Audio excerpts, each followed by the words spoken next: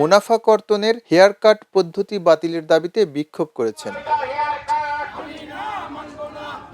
রোববার সকাল 11টায় খাতুনগঞ্জে কয়েকটি ব্যাংকের শাখায় এ বিক্ষোভ করেন তারা। বিক্ষোভের এক পর্যায়ে ইউনিয়ন ব্যাংকের শাখায় তালা ঝুলিয়ে দেওয়া হয়। বিক্ষোভরত গ্রাহকরা বলেন, অবিলম্বে তাদের আমানতের ওপর মুনাফা কর্তন বা হেয়ার কাট পদ্ধতি বাতিল করতে হবে। একই সঙ্গে নির্দিষ্ট মেয়াদ শেষে বা জরুরি প্রয়োজনে পুরো টাকা ফেরত দিতে হবে। পাশাপাশি ব্যাংকের স্বাভাবিক লেনদেন দ্রুত চালু করতে হবে। এ সময় বিক্ষোভকারীরা দ্রুত সমাধানের দাবি জানান এবং প্রয়োজনে চট্টগ্রামের সব ব্যাংকে তালা দেওয়ার হুঁশিয়ারি দেন।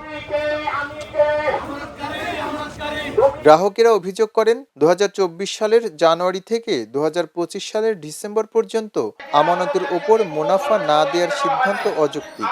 নানা অজুহাতে ব্যাংকগুলো আমানত ফেরত দিচ্ছে না, ফলে ভোগান্তিতে পড়েছেন তারা।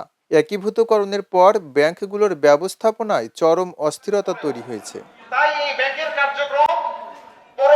সরেজমিনে দেখা যায়, ইউনিয়ন ব্যাংক খাতুনগঞ্জ শাখার প্রধান ফটকে তালা লাগিয়ে সামনে অবস্থান নেন কয়েকশো গ্রাহক। এ সময় তারা ব্যাংকের কর্মকর্তাদের অবরুদ্ধ করে রাখেন এবং নিজেদের জমানো টাকা ফেরতের দাবিতে বিভিন্ন স্লোগান দিতে থাকেন।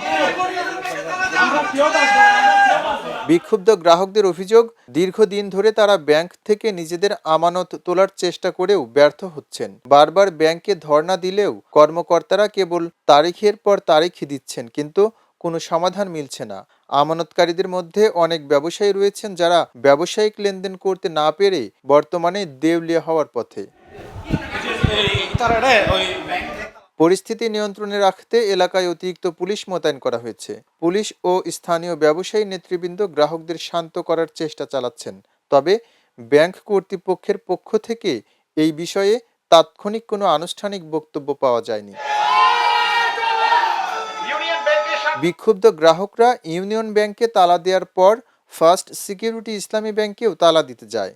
এ সময় ব্যাংকের কর্মকর্তা কর্মচারীদের জোর করে শাখা থেকে বের করে দেওয়ার চেষ্টা চালান। পরে একীভূত 5টি ব্যাংকের শাখায় গিয়ে বিক্ষোভ প্রদর্শন করেন আন্দোলনকারীরা। খবরের কাগজ, নিখাত, নির্ভীক, নিরপেক্ষ।